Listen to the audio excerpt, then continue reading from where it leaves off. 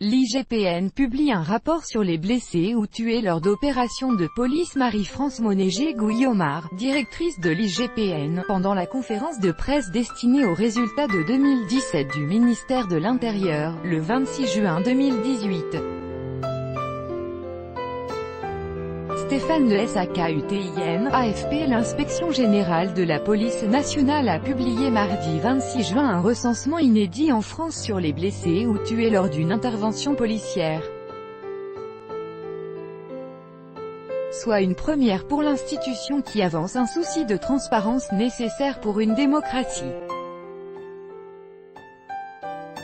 Au total, 14 personnes ont été tuées et une centaine blessées, selon ce recensement, qui ne préjuge pas de l'illégitimité de ces blessures et de ces morts, précise l'IGPN. Ce recensement n'est pas le recensement des bavures policières, a prévenu d'emblée la chef de l'IGPN, Marie-France Monéger-Guillaumard lors d'une conférence de presse consacrée au bilan 2017 de l'Inspection générale de la police nationale, IGPN, mardi 26 juin.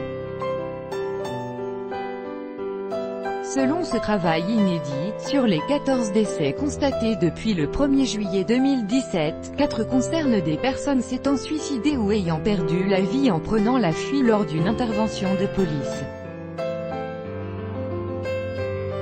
D'autres ont été tuées alors qu'elles venaient de commettre un attentat terroriste, comme l'assaillant de la gare Saint-Charles à Marseille ou celui du quartier de l'Opéra à Paris en mai 2018. L'IGPN a également recensé une centaine de blessés dont l'incapacité temporaire de travail, ITT, dépasse les 8 jours. Une analyse plus fine révèle que les 2/3 d'entre eux se sont vus délivrer des ITT inférieurs à 30 jours. Pour l'institution policière, cela souligne la faiblesse du nombre de blessés survenus lors des opérations de maintien de l'ordre. Ce travail de recensement va désormais se pérenniser, selon le souhait de l'IGPN. Car l'institution considère désormais que l'absence de données publiques est contre-productive et alimente les campagnes de dénigrement.